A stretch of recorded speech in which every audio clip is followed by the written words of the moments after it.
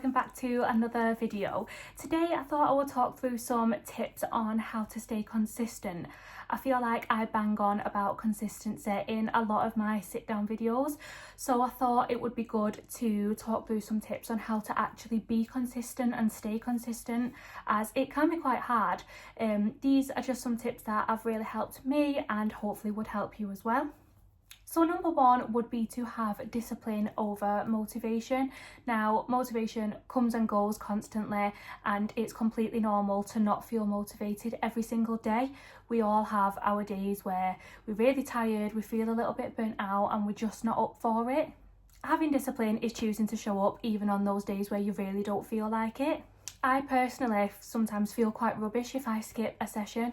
If it's just a day where, you know, I'm just a little bit tired and I'm just not really in the mood for it, if I don't go, I know how rubbish I will feel later on that day, thinking, oh my gosh, like I wish I just went. So having discipline is just being in that mindset of, I know how crap I will feel after it, so it's best just to go and get it out the way. I might not enjoy it, it might not be the best session ever, but you've chose to show up and you've chose to just get it done no matter how you're feeling. If we only relied on motivation to get us to the gym, hardly any of us would ever go. I know that it takes a lot for me to actually feel motivated, but once I get there and I start my session, I think, do you know what, I'm actually glad that I came, because it's not as bad as I thought it would be. The second thing that I think is really important with consistency is to avoid doing too much too fast. Relying on these extreme 30-day challenges and things like that is not sustainable, and it's just going to lead to burnout. Adding small changes over time to your daily routines is much more doable. A lot of these quick 30-day challenges and things like that have really extreme habits that they want you to start with straight away, like getting up at 5 a.m, 2 workouts a day, eating in a calorie deficit, and all these kind of different things. If you're not used to doing those kind of things and you're just starting out and you're not really sure on how to stay consistent, that is definitely not the way. You're just going to burn yourself out, and like I said, it's not going to be sustainable. So little tweaks here and there over time is definitely more doable. You really want to focus on your long-term goals and turning this into a lifestyle rather than thinking of it as a quick fix and trying to cram everything in all at once. Another way to stay consistent is to make sure that you have a plan and a schedule. Having a workout plan and a workout schedule is really beneficial, as it means that you will know what you're training, what exercises you're going to be doing on which days and which times. I find this really beneficial, as it means that you won't be wasting mental energy trying to figure out what to do at the very last minute. For me personally, if I go into the gym with no plan whatsoever and I just try and do a random workout, it can feel quite chaotic and overwhelming and a little bit all over the place, and I don't really know what I'm doing with myself. So I prefer to go in with a plan, knowing exactly what I'm going to do, and it just makes it flow a lot easier.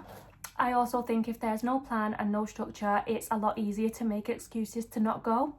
Whereas if you do have a good plan, you know exactly what you're going to be doing, you can get in, do what you've got to do and get out, and you'll feel so much better for it. The fourth thing that I think is really important is to choose movement that you enjoy. You're less likely to stay consistent if you dread training and dread going to the gym, so try and find something that you actually want to go to the gym to do. Certain goals may leave you limited with the type of training that you can do. For example, if your goal is to build muscle, you are going to have to do weight training. So if weight training for you is not something that you think that you'll enjoy, try and find a training split and weight training exercises that you do think will spice up your sessions a little bit and make it that little bit more enjoyable. But if your goal overall is to just move your body more and you're not too set on a certain type of training, there are so many different options that you can try from. You've obviously got weight training, you've got cardio, you've got hiking, you've got running, yoga, Pilates, swimming. You've got so many different options. It might be a good idea to do a couple of different style training as well, just to kind of give it that little bit of variety and make your sessions not as boring doing the same thing over and over again. As you will probably know, my training of choice is weight training, but now that I'm pregnant, I've really been trying to get into yoga style stretches a lot more, and I've been really enjoying it. So for me, that is something that I will probably carry on even after pregnancy as well, just to kind of switch up my sessions and do a different type of movement. Another really beneficial thing that I think will help is to make sure that you are tracking your progress.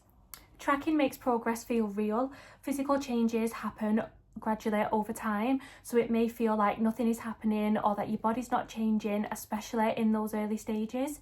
So tracking certain things can give you that evidence that you are actually making progress, even if you've not noticed any drastic physical changes yet. It's good to keep track of the weights that you're lifting, the amount of reps that you're doing. It's also really good to take progress pictures of all angles of your body so that you can see over time the physical changes. And it's also really good to take workout videos as well, just so that you can see the improvement in your form and things like that. It's also really important to know that small workouts are better than no workouts at all. A lot of people quit because they think that every single session has to be quite a long, intense and perfect session, but that's not the case at all. Having this mindset will lead to you skipping your session completely, and that starts to break the habit and routine. Life gets busy and things come up which don't always allow a full 60-minute workout, so even just a 10-minute workout or a bit of a shorter session or a quick walk is better than absolutely nothing at all. I think if you skip 1 or 2 sessions, you're more likely to skip the next, and it just goes into a vicious cycle then. Whereas allowing shorter sessions to fit around your lifestyle and around your busy days keeps you disciplined, it keeps you in the habit, and it also decreases the feeling of failure. And then the last key thing that I think is really important is to make sure that you are training when you're less likely to put it off.